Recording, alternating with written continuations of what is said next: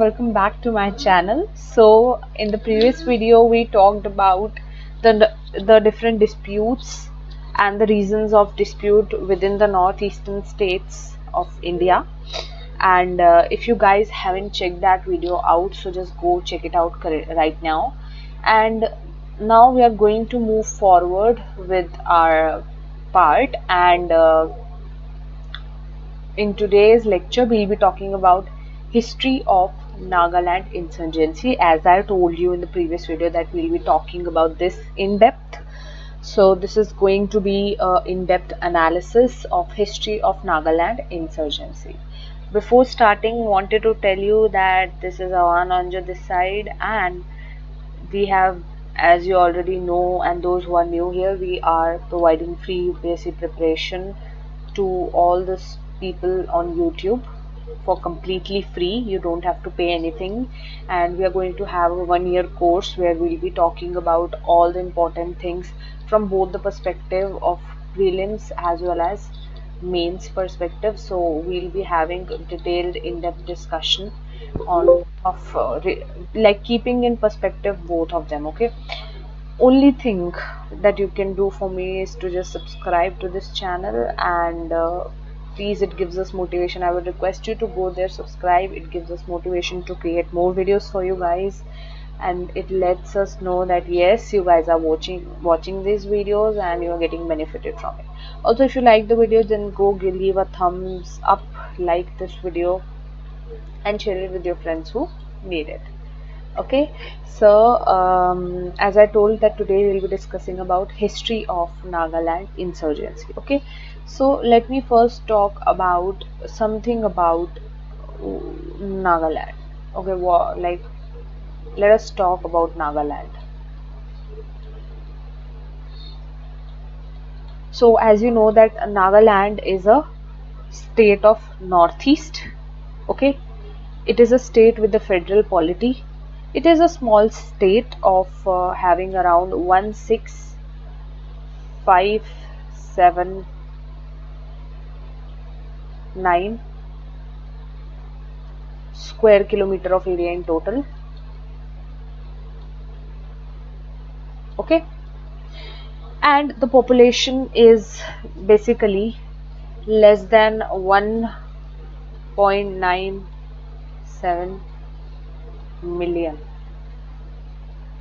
Okay, and another thing to be noted here is that the tribal population here, the tribal population in Nagaland is much more than, it is more than 90% of the total population. Okay, and mostly the popular religion here is Christianity, major religion. Okay, also it is the name itself, Nagaland. It's called Nagaland because of the word Naga.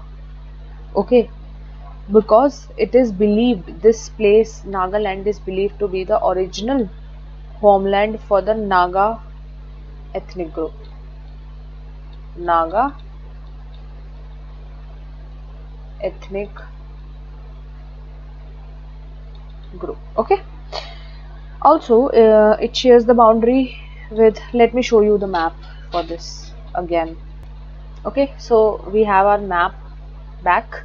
So if you guys can observe here, Nagaland, so Nagaland is sharing boundary with 3 states, that is Arunachal Pradesh in the north, in the northeast basically, Assam in the west,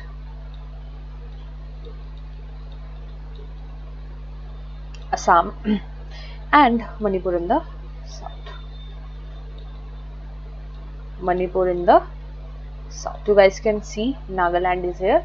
This is whole is Assam, this is Manipur, and this is Arunachal. Okay. Okay. Coming further, if I talk about the forest cover, so forest cover is really very dense here. Okay, and it is like more than 52% of the whole geographical area is the forest cover. So you can just see the density in the sense that it is quietly, like, you can, instead of density, you can say that forests are having a larger area. Okay, because density in the other sense, it is just the amount of plants per unit area. So if it is high, so density is going to be high, but it is not generally dependent on the area. Okay, even in the small area the density could be high, but when we talk about the whole area, so it is 52%. But also the fact is that they are dense. These forests are having large area and also they are dense as well. Okay, so of course if you see the like if you see the geographically, if you see Nagaland, so it is covered with forests, it is having dense forests, it is also having hills. Okay, it is also having hills, dense forest covers, scenic beauty is there, but because of these forests and hills, it gives a place of habitation to the insurgent outfits. Okay, it is like their hideouts are there. Okay, we'll see that in a while. Okay, economically speaking, agriculture is their main activity. People of Nagaland, they mainly practice agriculture. Okay, and due to high number of forests, they practice a specific kind of agriculture that is known as shifting, that is called as shifting cultivation. Okay, this is a specific kind of agriculture because of high density of forests, high amount of forests. The shifting agriculture is practiced. Okay, and this is also known as, you need to know this, this is also known as jhum cultivation. Jhum cultivation. Okay, or it is also known as slash and burn agriculture. Slash and burn. Okay, okay, but the thing in this kind of agriculture is that they are providing a low yield. They are providing a low yield. So because of this low yield, they are only able to specify their needs. Okay, they are only able to satisfy their own needs, and they don't have surplus to, you know, trade it further, export in, export it to other places, or like surplus for the people, for the other people of India. So they don't do that. Basically they are having low yield, so it is completely used in their own to meet their own fooding needs. Okay, also animal rearing is also very popularly done. Animal rearing is also done. Okay, so this was some basic things. Now let me just move towards the dimension of historical perspectives. Okay, so if I compare this with Assam, so Assam was captured by Britishers in around 1826. Okay, but Nagaland was not annexed by them until 1881. So you can just see it was very difficult for Britishers to annex Nagaland. They were successfully able to annex Assam in 1826, but it took them till 1881 to basically annex Nagaland. Okay. Also, I told you why the name Nagaland, because it is considered as the homeland for the ethnic group Naga. Okay. Now let me share with you some important tribes of Nagaland. Okay, so I will share with you around 9 names. Okay, you need to remember them, they are important. At least remember 4 5 of them. Okay, Anagami, because they are all the important one. There are many tribes. Okay, but I'm just writing sorry, Angami. Angami. I'm writing the important ones only. Okay. Second is Ao. Third is Mau. Mouse. Fourth is Changs. Changs. Fifth is Zeliang. Zeeliang. Zeliang. Okay. Sixth is Lothas. Lothas tribe. Seventh is Tangkhuls. T. Just note the spellings carefully. Okay. Tangkhuls. Tangkhuls. Eighth is, sorry, my mouse. Phom. Phom. Phoms. And let me write ninth here. Ninth is Konyaks. Konyaks.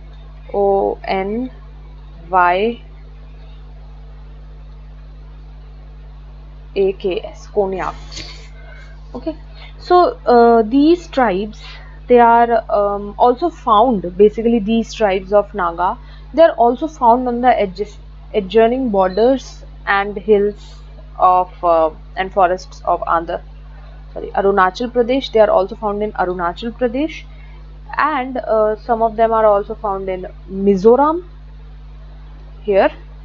Okay, and even Myanmar. Myanmar is here, right? So they are also found in this region, that is Myanmar. Okay.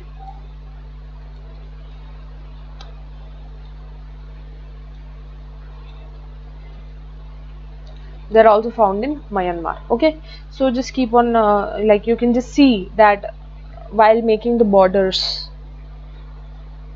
if some of them are here, some of them are left here, and in between the border is there, so it would of course pose the difficulty for their interconnecting to each other. If somebody's families are living here or here, so it is difficult for them to cross the borders, even because of the tensions and disputes between the borders. So it is a issue. Okay. Also, I told you one more thing. I'll show you through the map. One more thing is, like I told you, that the total population, let me change the color, it's not visible. I told you that the total population was around 2.5 million. Okay, and out of this, in Nagaland, out of this 2.5 million, in Nagaland we have 1.8 million. 1.8 million. Okay, in Manipur, we have 0. Just don't consider it, 0.6 million in Manipur. Okay, and in Arunachal, we have 0.1 million. Okay, so you can just see that these Naga people are there in Arunachal as well, there in Manipur as well, and even in Myanmar, as I told you. Okay, they are in Myanmar as well. So you will see a role of Myanmar also while we discuss it further. Okay, so now let us, after this was all the basic discussion that I wanted to have, now I would like to talk about the history. Let us now talk about the history of Naga insurgency. Okay, all the insurgents outfit. The Naga insurgency is one of the most prominent insurgency on the Nagaland soil. Okay, so as I told you, in 1881, Nagaland Hill, basically Naga Hill district, was the one which was annexed by the Britishers. Okay, Naga Hill district. I don't know if this one is visible to you or not, so I'll just change it. Just a sec. Which one? I think yellow was quite visible. Okay, So in 1881, Naga Hill district was annexed by Britishers. Okay, then 1918 onwards, there were organized freedom movements, okay, which was led by Naga Club, NAGACLUB, Naga Club. It was led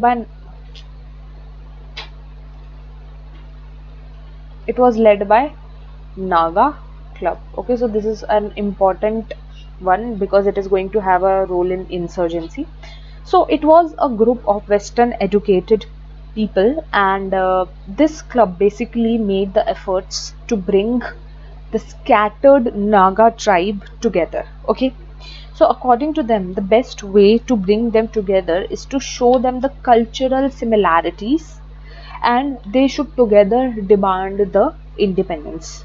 Okay, this was their basic philosophy, and this Naga group led to upcoming of a leader named A.Z. Fizo, Phizo, A.Z. Fizo. This is very, very important. A.Z. here means Angami Zipu Fizo. Okay, if you write A.Z. Fizo, then also it's okay. Okay, and as you know that I said Angami. Okay, so he was, A refers to Angami, which is a tribe, that means he was from the Angami tribe. A.Z. Fizo was from Angami tribe. Okay, and he is the one who is considered as father of Nagaland. He is considered as father of Nagaland. Important, very important, you should know about it. Okay, in any exam you go, they may ask you.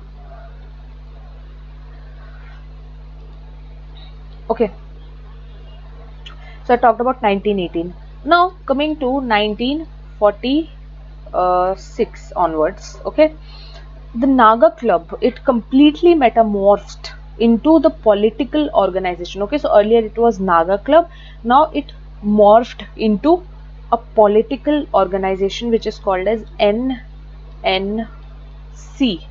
This is called as NNC, meaning NNC. Okay, that is Naga Naga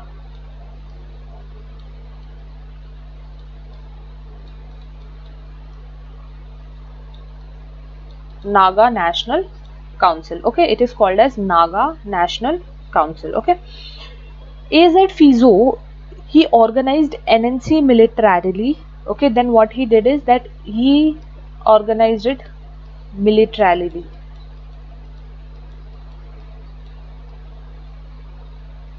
Militarily, he organized it and participated also in World War II for Britishers. NNC participated in World War II to fight against Britishers along with the Japanese. They took stand of Japanese people, and they fought with them against Britishers. Okay, during this time of World War II, Fizo and his men of NNC, they came to this realization that what all we can win, or not we, what all they can win through wars, weapons, it cannot be achieved through negotiation. This was the kind of realization they got after World War II.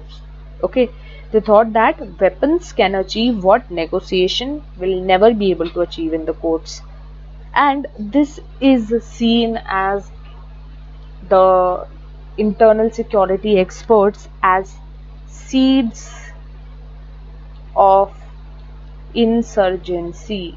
It is where the seeds for insurgency were sown. Okay, they were sown here. Then what happened is that NNC, they very strongly demanded the independence for Nagaland, in an explicit mention that the demand for Nagaland should be clubbed with independence, should not be clubbed with independence of any other club. Okay, so there were other clubs also, but according to NNC, they said that their demand of Nagaland should not be clubbed with other clubs that are active there. Okay, this is explicitly mentioned by them.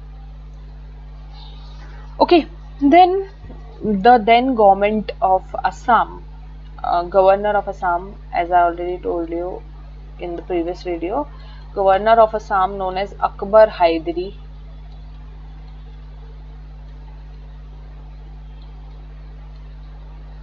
Akbar Hydari. Okay, he basically in 1947, Fizo could sense that he have a role. Okay, I'll discuss that.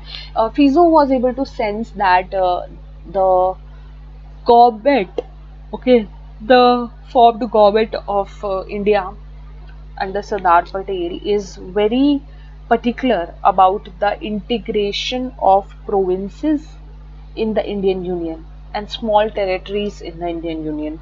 So, hence, they knew that they would be a part of India, of course, but they would be able to bargain hard for their demands. Okay, it was the idea. Okay, but of course their they know that their full demand of full independence will not be able to, it couldn't be fulfilled, of course, but they could be at a better bargaining position. Okay, so in 1947 in 1947 Akbar Hydari and NNC, they signed a agreement called 9-point agreement,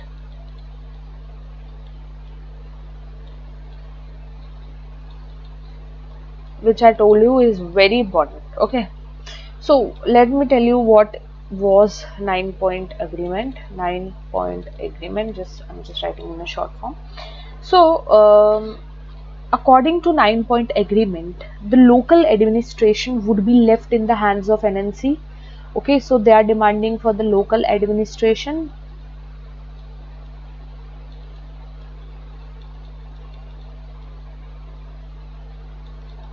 Okay, and they said that autonomy would be with them,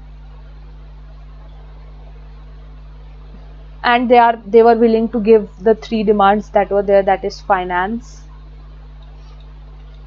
external affairs, and communication to the union. They agreed to do that, so I'm putting a tick here. Okay, but this was like completely under what it was led by Fizo, right? So it was basically his decision of doing this, but there were the people in his NNC. In NNC only there were people who disagreed with what Fizo was doing. Okay, so they were disagreeing to the decision. Okay, so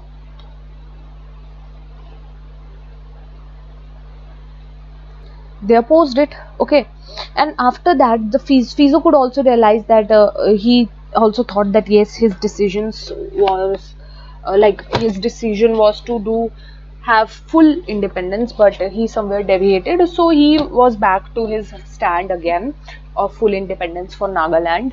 Okay, and so in around 1947 only, they declared Nagaland to be an independent. They said that they want independence and all. So they declared Nagaland to not to be part of Indian Union. So New Delhi, of course, felt betrayed. Okay, therefore New Delhi, therefore declared NNC as a rebel group. They declared NNC as a rebel group, okay, and said that police action would be taken against NNC. After this, the Constituent Assembly, okay, Constituent Assembly declared Nagaland as the integral part of India. Okay. without the 9-point agreement provision. Okay, but instead what they did is that they added some things. Okay, the special pro they added the special provision, okay, which was article 371A, okay, for Naga Hill district. Okay, so what was the provision all about? So the provision was that the law passed by the parliament will not be applicable if it relates to religious, social and cultural practice. So if it will not be applicable only if it relates to social,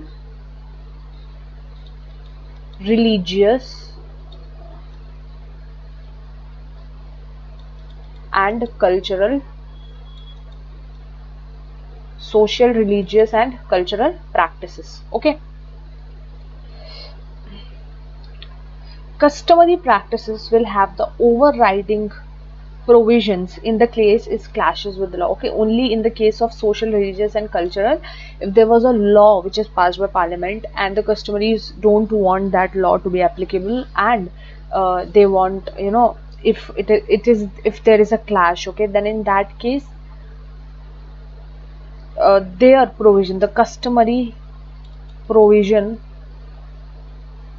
would be given the preference over the parliamentary law, but it needs to be from these three areas, otherwise parliament is having its overriding power. Okay, for example, to explain this, for example, let's take the example of land. Okay, if I talk about land, so land is something that is very sacred to Naga hill people. Okay, so if, like, if there is some uh, like if there is something about like private ownership of this land, okay, then if the customary demands come that they don't agree to that and they don't want that to happen, so it will not happen. Okay, because it is somewhere related to their religious beliefs, their cultural and their even their social, it relates to all three of them.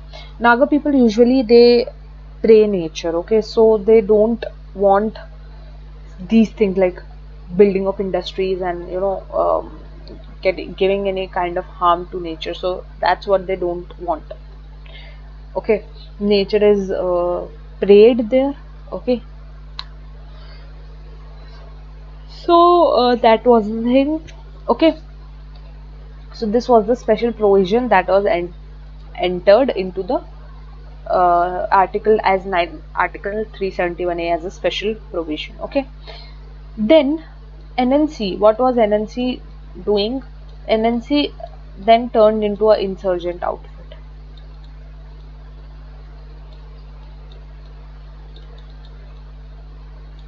They then turned into a insurgent outfit. Okay, and they started doing underground movements, and they said that they are fighting for independence and liberation of Nagaland from the Indian Union. Okay, they also constituted their own Naga Federal Army and Naga Federal Government and asked people of Nagaland to give taxes to Naga Federal Government instead of center. Okay, after all these activities and all were going on, then Fizo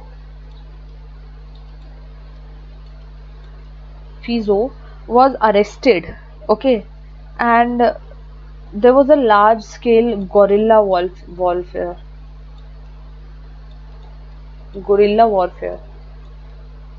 that happened, which led to killing of large number of citizens as well as not police, uniformed personals. Okay, after Fizo was arrested. Okay, then in response to that, Fizo was then released. Okay, Fizo was then released, and then Fizo fled away to Myanmar. He fled away to Myanmar. Okay, he fled to Myanmar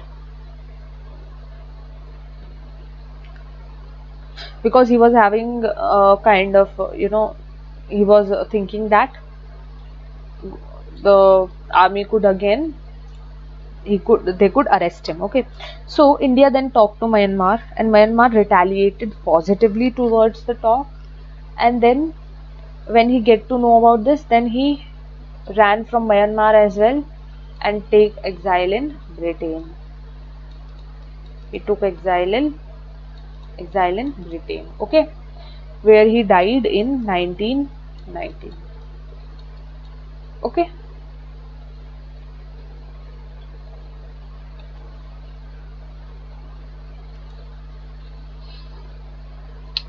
Then coming to 1963.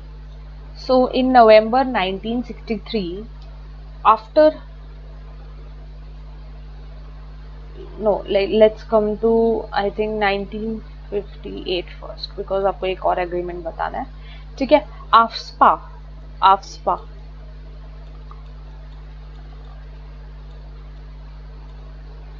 Armed Forces Special Power Act was enacted in Naga Hill district, but it failed to restore peace.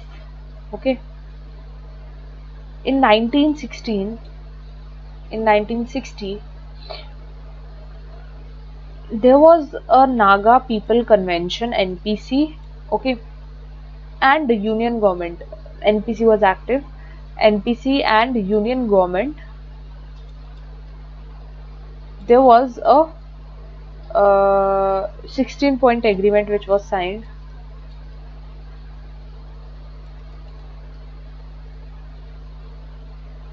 Okay, so the previous agreement,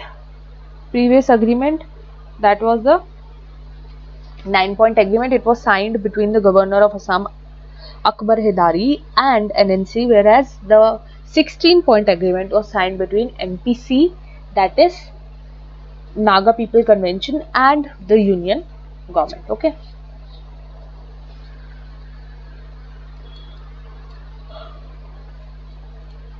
Then in 1963 November, Nagaland, due to the 16-point agreement, the Nagaland was carved out of Assam.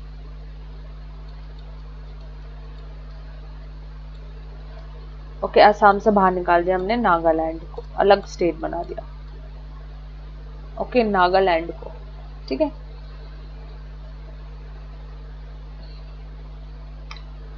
But all of these, even after creating a different state, all of these, they were not able to restore peace. All of these things. Okay, because the NNC, it said that they are not accepting anything less than independence, complete and full independence. Okay, so insurgency and the underground activities, they continued even after creating, like carving out of Nagaland. Okay, then I would like to talk about a historic agreement which you all should know about. There was a historic agreement which is called as Shillong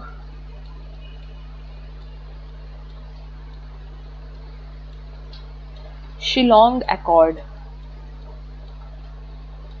It is called as Shillong Accord. This is one of the historic agreements which was signed between NNC and Government of India.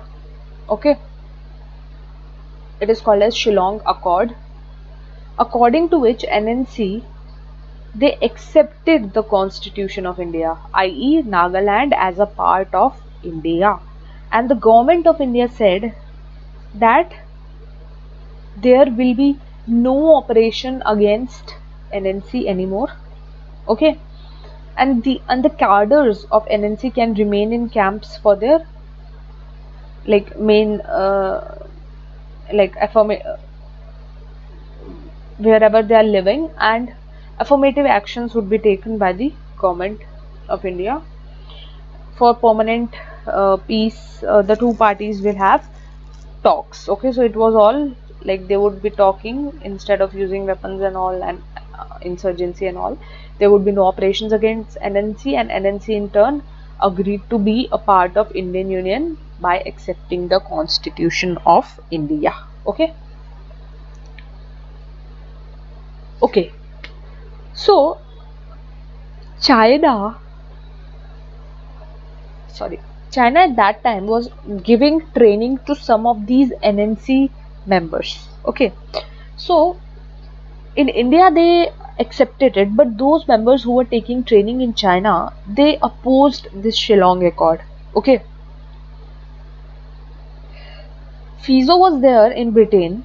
Okay, so they contacted the ones in the China. They contacted FISO, but like they tried to know his view, but he wasn't giving any view and he was silent. Okay, so therefore what they did is that these young leaders, those who are taking training in China, they left NNC.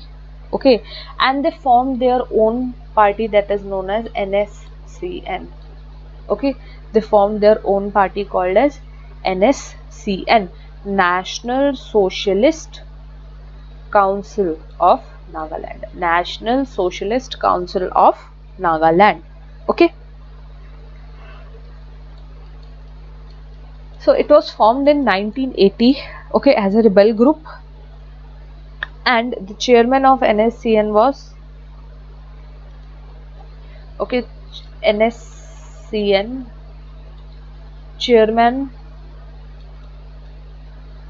chairman was Isaac, Isaac, sorry, Isaac Chisi, Chisi. I think blue color is not that visible. Isaac Chisisu. Isaac Chisisu was made as the chairman. Okay. Then there was a military commander. Military commander was, see the spelling guys, THU Thu E N Galing, Thwing Galing Muivo.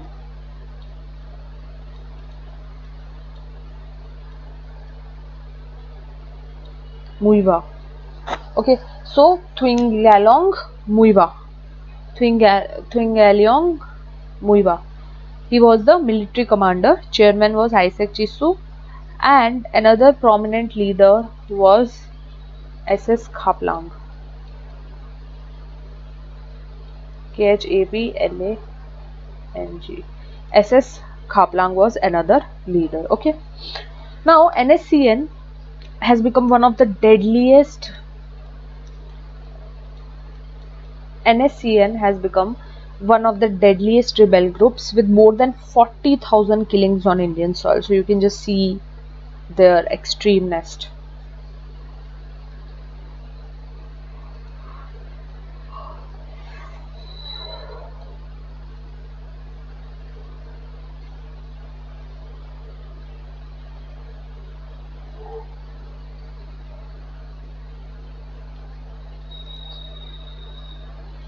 Okay, so in now this NSCN in 1988 there was another division within NSCN. NSCN divided into two groups again.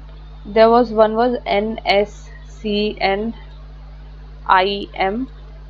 IM means Isaac and Miwa. They together formed NSCN IN. And there was NSCN-K. NSCN-K. K here is for Khaplang. So Khaplang detached from IM, that is Isaac and Miwa. And there was NSCN IM, Isaac Miwa, and there was NSCN K, that is ISCN, NSCN Khaplang K. Okay. So this particular division, it triggered the people of Naga population towards extreme bloodshed. Okay, so interfractional rivalry killings. Okay, they became the rivals, and the interfactional rival killings they began. Okay, and there were lots and lots of bloodshed. Then there was an elected representative of NTA, that is Naga Tribal Agency, Naga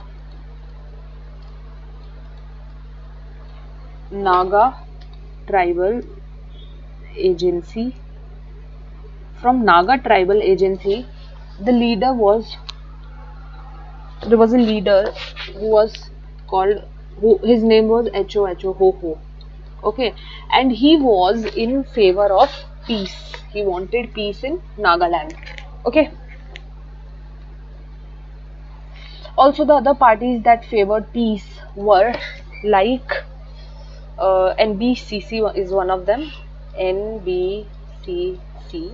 Okay, that is known as Nagaland Baptist Churchill Council.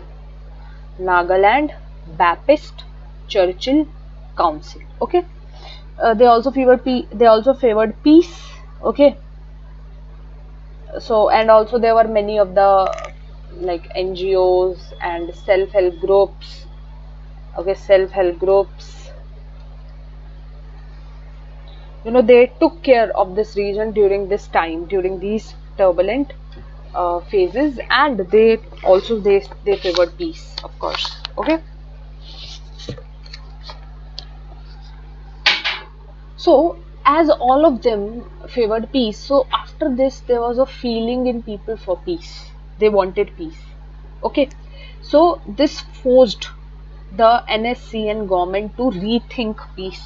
Okay, so as a result, in 1990s there were the talks, that informal talks that began within NSCN, IM and Government of India. Okay, so there were kinds of informal talks that begin.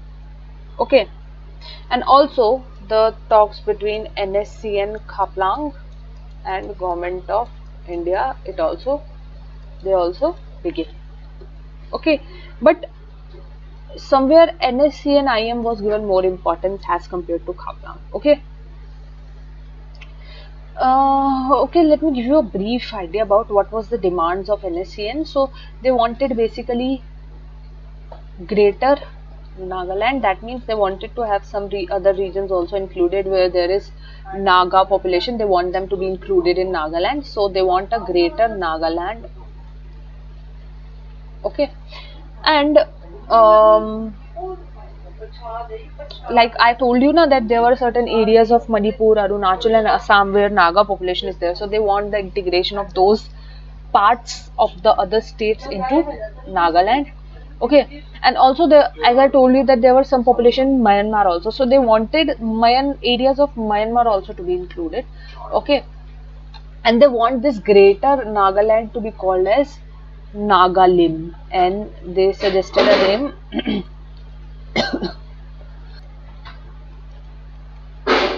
called Nagaland. So the talks begin. Okay, talks for talks for independent Nagaland. Just a minute. Okay, so this greater Nagaland was asked by them to be called as Nagalim. Okay, so the talks wanted the independence of Nagaland. Okay, they want the talks in a third country. They don't want to talk in India, but they wanted to have the talks in any other country, and they want the talks should be mediated by US. And all of three demands were not taken into consideration by government. They rejected it. They disregarded that. Okay, so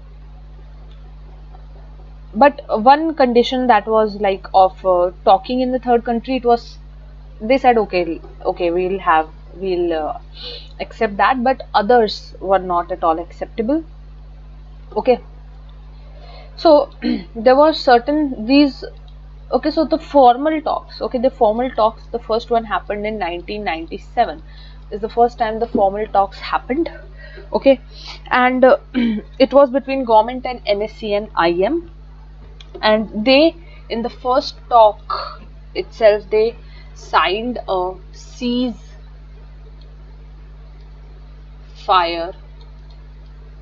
agreement.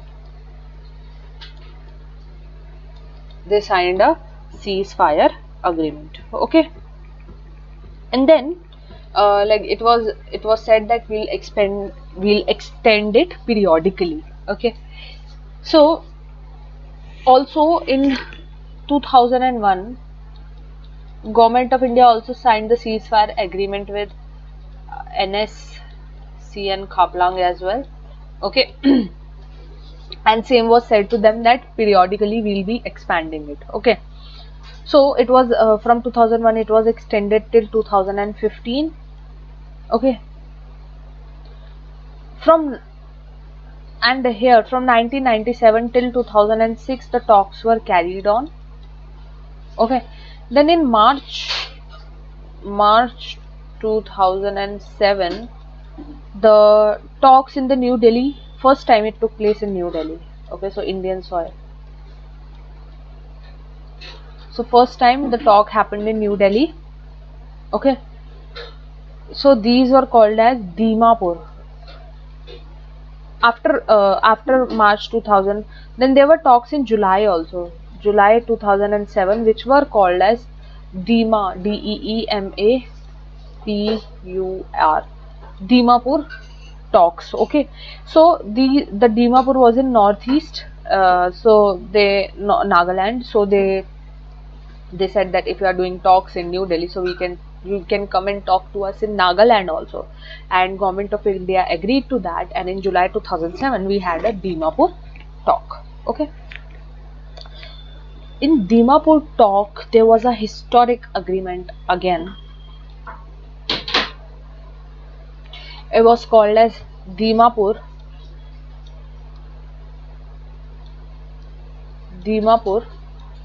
Declaration. It is called as Dimapur Declaration. Okay, according to this, the ceasefire was extended indefinitely. Okay, the declaration was expanded, the ceasefire was extended indefinitely, and both parties agreed that through meaningful dialogue on the regular basis they would try to find the permanent and peaceful solution to this issue, and there would be more meaningful dialogues from now onwards. Okay, from here there was a concept that evolved of interlocutor. Earlier it was the Prime Minister who was participating in the talks, but from now onwards, after Dimapur agreement, interlocutor, that means an authorized person to negotiate peace instead of Prime Minister, an authorized person to negotiate peace would be coming up for the talks, and from their side also their military commander who was Miwa. Okay, he would be coming for the instead of Isaac, Miwa would be coming up for the talks. Okay, so both of sides agreed, and presently the present interlocutor is he is now the governor of Nagaland, R.N. Ravi. He was ex-IAS also. R.N. Ravi is the current interlocutor. Okay, during this time. Okay, then coming to 2015. In 2015, there was another historic agreement that is known as Framework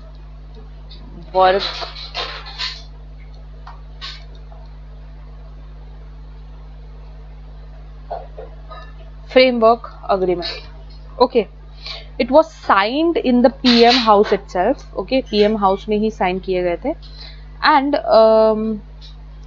then what happened in 2015 only, NSCN Khaplang, they moved out of the ceasefire agreement. Okay, unilaterally.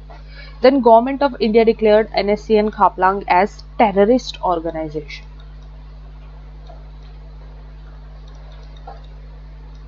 Terrorist organization. Okay, and for the tenure of 5 years under UAPA. We have talked about UAPA as well. If you haven't watched the video, just check that video out as well. In the internal security apparatus video, we talked about it. Okay, coming to the next but around 2016, NSCN-K was involved in a deadly terror attack on Indian Army on Chandel district. Chandel district in Chandel district of Manipur. It was a deadly attack, terror attack on government, on Indian Army. Okay. After this, Indian Army carried out a surgical strike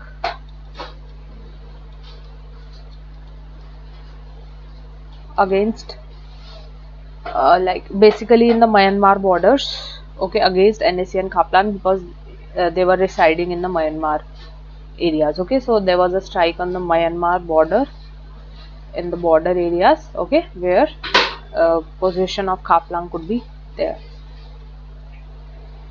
Okay, so in 2017, Khaplang died due to his, not because of army, because of his natural circumstances. Khaplang died. Then there was a power struggle inside NSCN, okay, and there were more splits that were happening within NSCN. They continued to happen, and it increased after Khaplang died. Okay, so the power struggle, the biggest power struggle was between two people, that is Khano, Khano, no, not Khano, Khango, Khango Kunyak, Kunyak, Khango Kunyak, and Young Ang, and Yung, Young, Aung, Young Ang. Okay, Young Ang was basically nephew of Khaplang. Okay, he was born in Manipur. So from NSC and Khaplang, there was a fraction that moved out that supported peace. Okay, so they detached from Khaplang. Okay, so let me discuss a bit about that framework agreement. So there were two things in the framework agreement. First one was that NSC and IM has accepted the constitution, and the government of India has accepted the, second was government of India has accepted the uniqueness of Naga history, culture and identity. But 6 years passed by, there was no betterment, no concerns. Okay, and even during the abrogation of 370 recently, okay, during the abrogation of 370, the slogans of government in parliament promoted the similarity and federalism. Okay, so it was something against like there is diversity. Okay, we cannot consider see everyone same, and there is a unique identity, so that should be done. Okay, so this was all about the history of Naga. Now let us discuss what could be done. Solutions, possible solutions to this problem. So what could be the possible solutions of this Naga insurgency? So first of all, government of India should try out the cultural integration of all Naga areas into India. Okay, and the states where there are Naga population like Assam, Manipur, Arunachal Pradesh, they should take the affirmative steps to protect the Naga culture and their interests of their ethnic groups. Okay, and all the stakeholders that are there, they should be taken on board, including the state government, the rebel groups. Okay, by informally or formally talking to the government, and there should be proper negotiation talks, and all the stakeholders should together be brought onto the discussion table, and all the parties should accept that arms will they should not, instead of criticizing, there should be a proper solution towards this problem. Okay, we should also accelerate the pace of socio-economic development. political infrastructural development in Northeast. Okay, we should impose development, but we should empower them to demand them. Instead, like what we tend to do is that in the name of development we impose development on them, but instead of imposing, we should make them eligible enough to demand the development themselves, and then government should give them the development. Okay, and also the development should be very very important concept, people centric. Okay, that means it should not in any way harm the interest of people in any form. The development should be people centric. Okay, the developmental model which is focused on harnessing the potential of the region without any kind of problem for people. So there are three aspects of people centric development. First is it is a social development, social plus it is a political development, social, political and economic. Political means equal say, social means equal status, and economic means that there should be an increase in GDP per capita, etc. And infrastructure, better infrastructure should be there, like health, education, electricity. Okay, and there should be an end to all forms of discriminations in any form should be ended. There should be equal development, not unequal development, that should take place. Okay, and discrimination in any part of India is already prohibited, but still there is a practice in many regions, so it should be ended completely. So these are the certain solutions, okay, which could be suggested for tackling the Naga insurgency. So that was it for today's topic. So we have completed our topic of the history of Nagaland insurgency. I hope you understood it very well. If you did, just go right now, just hit that subscribe button, because it's a completely free lecture. Just we want just a subscribe from you guys, so just go and subscribe to this channel, and we'll be coming up with the other parts, the remaining parts of the Northeast, and then we'll be moving forward to Jammu and Kashmir. Okay, so till then, see all the videos properly, create notes, and bye bye, take care, and a very warm thank you.